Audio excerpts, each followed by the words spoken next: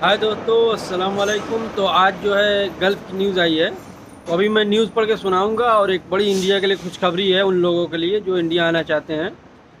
तो पहले तो मास्क लगा लें, क्योंकि यहाँ पे रोड के किनारे हैं। अभी पुलिस वगैरह आ जाएगी तो फिर सीधे फ़ाइन मारेगी। मास्क यहाँ पे कंपलसरी है। एक बार फ़ाइन 3,000 से 10, शायद 10,000 दिरहम। 3,000 भी रहेगी तो कम से कम 60,000 रुपये इंडिया के हो गए। तो अभी मैं खलीज टाइम में न्यूज़ आई है, और मैं लिंक भी नीचे डिस्क्रिप्शन में दे दूँगा। तो अभी मैं सुना रहा हूँ, अंदर चलते हैं अपने दोस्त के शॉप में और वहीं पढ़ के हम सुनाएंगे क्या क्या न्यूज़ आई है। एक उम्मीद लग रही है कि जो है कैसे, मतलब क्या है, ये शॉप है, ये देखिए, ये सैलून की शॉप है। तो इधर हम बाहर बैठ के अब न्यूज़ आपको पढ़ के सुनाते हैं क्या न्यूज़ आई है। तो भारत यूएई संबंध महामारी से मजबूत हुए। दूत हैं डॉक्टर अल बन्ना। तो भारत में यूएई के राजदूत डॉक्टर अहमद अल बन्ना को उम्मीद है कि 14 जून की जो सस्पेंड की गई थी फ़्लाइट 14 जून तक, तो 14 जून के बाद भारत यूएई यात्रा प्रतिबंध हटा लिए जाएंगे।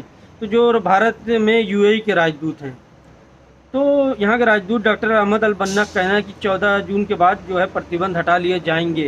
अभी ये उम्मीद है, इनको उम्मीद लगी है, उम्मीद जताए हैं। हालांकि उन्होंने आगाह किया कि यह भारत में मौजूदा कोविड-19 स्थिति और उग्र छूत पर लगाम लगाने के लिए सरकार की बोली पर निर्भर करेगा। मतलब जो वहाँ पे जैसा महामारी है, जो जो दिल्ली के जो है केसेस आ रहे हैं, उस हिसाब से जो है उसके ऊपर जो है डिपेंड करने गए।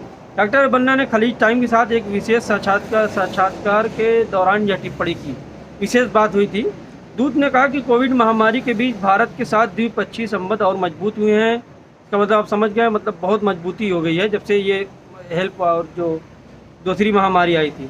डॉक्टर बल्ला ने कहा अधिक समन्वय और विशेषज्ञों, डॉक्टरों और चिकित्सा टीमों के समूहों का आदान प्रदान था।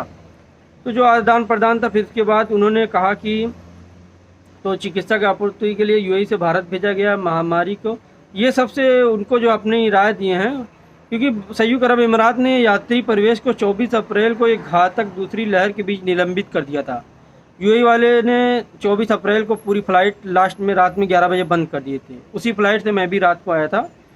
तो इस तरह से स्वर्ण वीज़ा छूट प्राप्त श्रेणियों में राजनयिक मिशन के सदस्य, जो मतलब सरकारी विभाग के, और स्वर्ण गोल्डन वीज़ा वाले और संयुक्त अरब अमीरात के नागरिक और यात्रियों को छूट दी गई थी, जो जिनके पास नेशनलिटी थी। तो अमीरात ने हाल ही में कहा कि निलंबन कम से कम 14 जून तक बढ़ा दिया गया। 14 जून तक निलंबित थी फ्लाइट। तो पूरी उम्मीद है इंशाल्लाह 14 के बाद फ़्लाइट खुल जाएगी, क्योंकि भारत में केसेस वगैरह भी बहुत कम हो गए हैं। तो काफ़ी बड़ा जो है इनका वो लिखा है कि मतलब किस तरह से वो सब मिशन उस पर जो है सारे व्यापारिक घरानों और व्यापारिक लोगों से भारत में उपलब्ध अवसरों को देखने का प्रोत्साहन किया। संयुक्त अरब अमीरात के पास रणनीतिक लाभ है, क्योंकि यह मध्य पूर्व और उत्तर अफ्रीका क्षेत्र का प्रवेश द्वार है।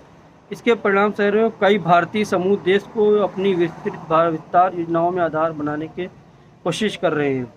तो क्योंकि रिलेशन जो है यूएई का भारत से बहुत अच्छा है, कारोबार लेना देना वगैरह जो है बहुत अच्छा है। तो इस वजह से जो है मुझको लग रहा है 14 जून के बाद इंशाल्लाह फ़्लाइट खुल जाएगी, पूरी उम्मीद है। और वो केसेस के ऊपर निर्भर करता है इंडिया में कैसा केसेस चल रहा है। और अल्लाह ताला से उम्मीद है कि या अल्लाह फ़्लाइट खुल जाए और ये महामारी पूरी दुनिया से जितनी जल्दी हो सके ख़त्म हो जाए। ओके दोस्तों, थैंक यू फॉर वाचिंग।